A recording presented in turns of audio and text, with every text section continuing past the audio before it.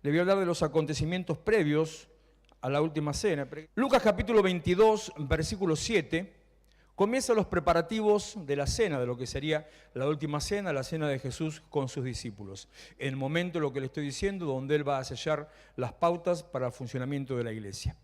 Lucas 22, 7. Llegó el día de los panes sin levadura, así se llama a la Pascua, cuando es necesario sacrificar el cordero de la Pascua.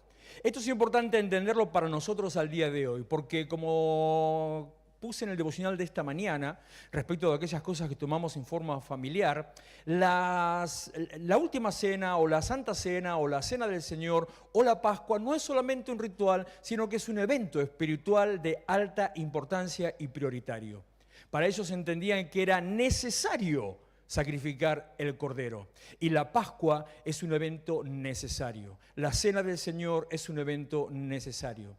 Partir el pan y tomar de la copa que simboliza la sangre de Jesús es un evento necesario. Necesario porque recuerda lo que Él hizo y es una honra y un homenaje al Señor. Y necesario porque reafirma, como si fuera una renovación de votos, reafirma ese pacto diciendo: yo soy parte, yo recibo el beneficio de lo que Jesús hizo por mí.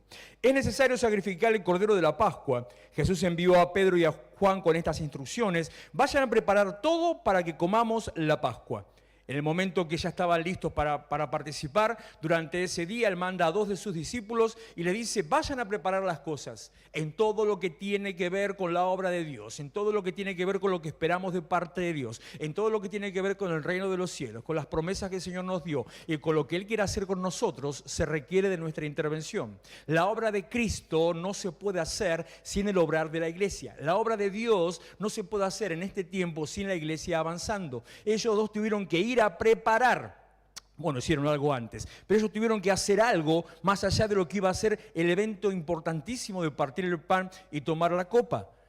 Tenemos que ser parte de lo que Dios va a hacer. Somos parte porque nos comprometemos con ese evento, nos comprometemos con su pacto y es necesario que seamos parte de la obra de Cristo, de la obra de Dios. Somos piezas activas, somos los fusibles que conectan el plan de salvación con la gente que no lo conoce. La Biblia dice que al principio de los tiempos el Señor hablaba por medio de los ángeles, después por los profetas y que después habló por medio de su Hijo, Jesucristo. En este tiempo, cuando Jesús asciende, Él dice que Él se convierte en cabeza de la iglesia y deja toda la autoridad delegada sobre la iglesia. En el tiempo que vivimos, Dios habla por medio de la iglesia. La iglesia es la voz de Dios. Le repito, la iglesia es el fusible que conecta el plan de salvación con una generación que no lo conoce, con una generación de incrédulos. Versículo 9, ellos le preguntaron: ¿dónde quieres que hagamos los preparativos? Jesús le dice: vayan a preparar, y eso es inmediatamente, como diría cualquiera, buenísimo, pero ¿dónde? ¿Qué es lo que hay que hacer? No sabemos de qué se trata. ¿Dónde quieres que haga los preparativos? La obra de Dios que tiene que hacer la iglesia no se puede hacer a la manera de la iglesia. La obra de Dios en la cual la iglesia se involucra no se puede hacer según mi propia manera, mi propia forma. La obra de Dios tiene una sola manera, un solo estilo, un único método, y es el método de Dios. ¿Cuál es el método de Dios? El que Dios te dé por hacer, la manera en que Dios te diga, porque las cosas de Dios no se hacen a mi manera, sino que las cosas de Dios se hacen a la manera de Dios. Por eso le preguntan a Él: ¿a dónde querés que vayamos a hacer los preparativos? Versículo 10, Jesús le dijo: al entrar en la ciudad verán ustedes a un hombre que lleva un cántaro de agua, síganlo hasta la casa donde entre. La obra de Dios, muy interesante para los tiempos en que la iglesia pensaba que tenía que ser aislada, que la iglesia no podía contaminarse con la gente. La iglesia tenía que tener un lugar reservado, un lugar exclusivo para no ser contaminada con aquellos que no creen o no conocen al Señor. Pero la obra del Señor no puede hacerse si no es en medio de la gente. La obra de Dios no puede hacerse si no es en relación con el mundo y con la ciudad. Y le repito esta frase para que le retumbe un poquito en la cabeza. La obra de Dios no puede hacerse si no es en relación con el mundo. ¿Por qué digo así con el mundo? Porque la expresión del mundo es una frase muy mal vista dentro de la iglesia, y en este lenguaje raro que nosotros usamos, aunque nosotros casi ya no usamos, pero en este lenguaje raro que usamos está los cristianos y el mundo. Las cosas de Dios, las cosas del mundo.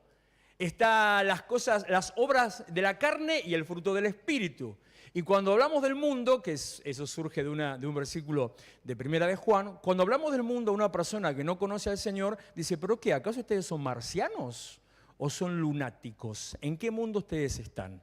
Ahora le vuelvo a repetir, la obra de Dios no se puede hacer si no se involucra al mundo, porque la obra de Dios es para hacerse dentro del mundo en relación a ese mundo. Vayan a la ciudad. No se puede hacer aislado, no es para hacerlo hacia adentro, no es para hacer puertas adentro. Vayan a la ciudad, no es para hacer en los suburbios, no es para hacer en los lugares donde no haya mucha gente. Vayan a la ciudad, porque las ciudades bíblicas tenían su lugar, sus murallas y aldeas alrededor. No, vayan a la ciudad, a los lugares céntricos, porque como le dije ayer, la iglesia debe recuperar su lugar, la iglesia debe volver a ser relevante. Al entrar en la ciudad verán ustedes un hombre.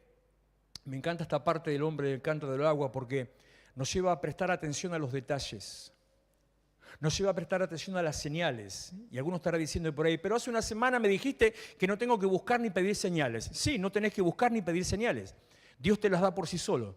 Entonces tenés que estar atento a las señales, a cómo es que Dios se mueve, qué es lo que Dios está haciendo. Tenés que ser entendido de los tiempos que están corriendo, tenés que discernir los tiempos, tenés que reconocer las cosas que pasan, tenés que reconocer los tiempos proféticos, tenés que saber pesar las situaciones espirituales que van sucediendo. Y no digo si es que hay un endemoniado o hay alguien que está haciendo brujería, que esas son cosas demasiado habituales y demasiado sencillas. Digo cuando los eventos que nos están rodeando en la política, en el mundo, en la economía, en el mover del desarrollo del ser humano, en el pensamiento del hombre, del ser humano, cuando todas esas cosas tienen un impacto profético muy fuerte porque están hablando de un tiempo de cambios, un tiempo donde se está preparando el clima, no sé decir estas frases, pero se está preparando el clima para que el anticristo tome su lugar y comience a gobernar, en algún futuro cercano o lejano, comience a gobernar el mundo, luego de que la iglesia ya sea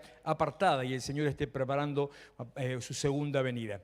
La iglesia debe estar atenta a cada detalle que involucre la obra de Dios. Jesús prestó atención a cada detalle, dijo lo que tenía que hacer, cómo había que hacerse, después cómo puso la cena. Yo estoy seguro que hasta él organizó cómo tenían que estar sentados cada uno de ellos alrededor de esa mesa. Versículo 11.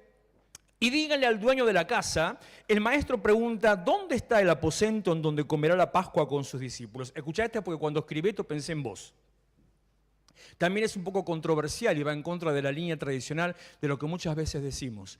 Acabo de decirle que la iglesia tiene que involucrarse con el mundo, no para asociarse, no para relacionarse, no para copiarse, sino que la iglesia tiene que estar insertada en el mundo para desde ahí ser un contaminante, para cambiar y ser relevante.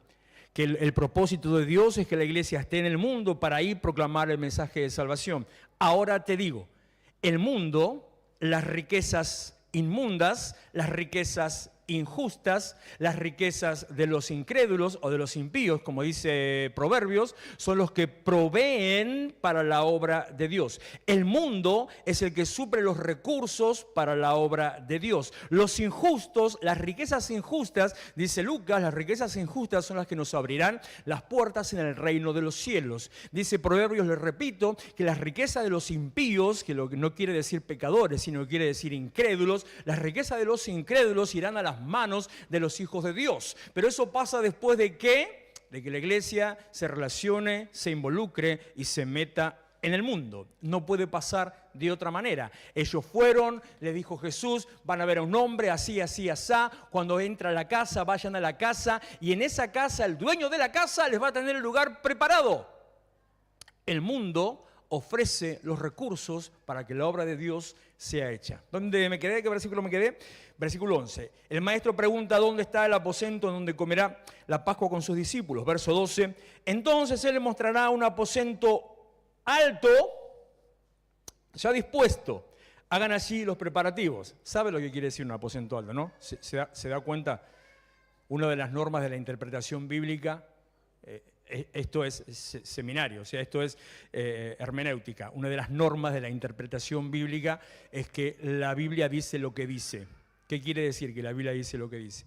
Que cuando usted lee un versículo no empiece a inventar cualquier cosa, no le busque la quinta pata al gato, no le busque el pelo al huevo, sino que lo que está diciendo es lo que dice, no hay ninguna otra cosa extraña. Lo primero, después se empieza a indagar según el contexto, después se mete en el contexto histórico, después hay un montón de otros factores, qué sé yo. Pero lo primero que está diciendo es lo que usted lee ahí. Aposento alto es sencillamente porque era un primer piso, nada más que eso. Era una habitación que estaba sobre la terraza de una casa, nada más de eso especial. Ahora, la iglesia tiene que manifestarse en un aposento alto. La iglesia tiene que involucrarse en el mundo, pero estar por encima. La iglesia tiene que relacionarse con el mundo, pero estar en una posición superior. La iglesia tiene que conocer los tiempos sociales, incluso relacionarse con las cosas oficiales y gubernamentales, pero estando en un nivel superior. La iglesia está llamada para ocupar lugares de relevancia. La iglesia está llamada para ocupar lugares de gobierno. Gobierno espiritual, no gobierno material. No es para que salga ahora a organizar un partido cristiano y se anote para las elecciones. No, gobierno espiritual. Si en algún momento el Señor le da la oportunidad de estar participando en algún partido político, en algún grupo, en lo que fuere, y en ese lugar es el lugar apropiado para que usted pueda sembrar palabra, si en algún momento el Señor lo convoca a formar parte de algún poder ejecutivo o legislativo, y en ese lugar puede ahí apoyar y dar palabra, si en algún momento el Señor le abre las puertas para que se convierta, qué sé yo, no sé, consejero, por decir, de un intendente, de un gobernador, de un presidente, asesor de un diputado, de un concejal o de un senador, esa es la posición y la obra que Dios quiere hacer con nosotros. No lo que siempre han hecho algunos que dicen que van a predicar iglesia, que una vez que encuentran el puestito, lo único que hacen es acompañar la militancia de un partido político. La iglesia no está llamada para la militancia política, la iglesia está llamada para estar por encima, en un aposento alto. No solamente que es un aposento alto, sino que le vuelvo a repetir. Cuando llegues al aposento alto, dice, ya estará todo dispuesto. El lugar estará listo, limpio, vacío, ordenado, para que ahí pongan la mesa. El mundo provee los recursos para que la iglesia haga su obra. Le digo otra cosa más.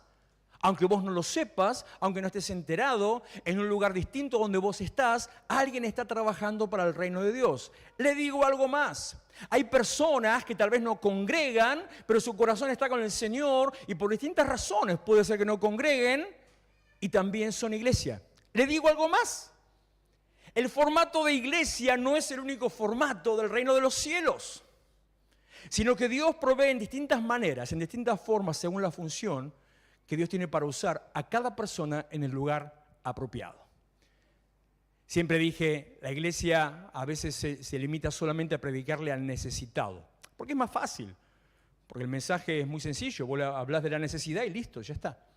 Pero hay gente que no tiene necesidades económicas y también tiene que escuchar un mensaje de salvación porque también se va al infierno. Con sus millones de dólares se va al infierno, o sea, no puede pagar con una tarjeta Gold y para no entrar al infierno, va a entrar igual. No puede coimear a los ángeles para entrar al reino de los cielos. No, se va. Entonces, una persona millonaria o multimillonario también necesita que se le presente el plan de salvación. Pero, ¿cómo hacemos para que una persona en ese sentido acepte toda la estructura de iglesia? Si pretendemos que venga a la iglesia, que haga discipulado, que venga al culto 2 veces por semana, 3 veces por semana, que esté presente, que no falte, que se ponga a servir, que se involucre en esto, que haga evangelismo, que haga bla, ta. ¿Cómo haces para que una persona de determinado nivel económico se involucre de esa manera? Es imposible. Lo único que lograrías es echarlo de la iglesia. El formato de la iglesia no es el único que sirve al reino de los cielos. Hay personas que usted no conoce, que desde una posición distinta están sirviendo a Dios, tal vez sencillamente desde su lugar. Digo esto para simplemente entender, no juzgues al otro porque piensa o actúa de distinta manera que vos. Versículo 11, versículo 12 y ya termino. Versículo 13, los discípulos partieron y encontraron todo tal y como Jesús se lo había dicho y prepararon la Pascua. Después cuando llega el momento de la cena y cuando ya están todos charlando, comienza lo que le dije ayer, ese momento de discipulado donde Jesús le habló acerca de, por ejemplo, de la traición de Judas, sin nombrarlo. Que haya problemas a tu alrededor no quiere decir que no puedas servir a Dios. Que haya problemas en medio de la obra, de lo que quieras hacer o de tu servicio, no es una excusa para dejar de servir a Dios. Que alguien se levante en contra tuya no es una excusa para dejar de hacer la obra de Dios. Tenemos que hacer lo mismo que Jesús hizo Ayer leí algo, después de que hice mi devocional sobre el carácter, leí algo que me impactó, lo encontré por ahí en algún rincón escondido, decía, carácter es estar sentado en la misma mesa con aquel que sabes que te va a traicionar y callarte la boca y no decir nada. ¿No es cierto? Y capaz que lo tenías ahí cara a cara. Y vos estás comiendo con él, charlando así, y sabés que el tipo, estás comiendo pancito, y sabés que el tipo te va a vender, y vos, y no decís nada. Eso es carácter. Bueno, le habla de la traición de Judas, le habla de la negación de Pedro, que posteriormente iba a negar, le habla de la persecución que iba a venir, y en ningún momento Jesús le dijo, bueno, entonces ahí no hagan otra cosa, no sirva, no se ocupe, porque es muy complicado. Tenemos que hacer lo que Jesús hizo, tenemos que andar como Él anduvo. Los problemas, la oposición, los conflictos, las dificultades no son excusa ni son impedimento para servir a Dios, sino que al contrario es parte del mismo ministerio de Cristo, el mismo ministerio del Espíritu Santo. Le hablo del lavamiento de los pies, que significa humildad y servicio, e instituyó en un momento determinado, a partir de ahí, este recordatorio de la Cena del Señor.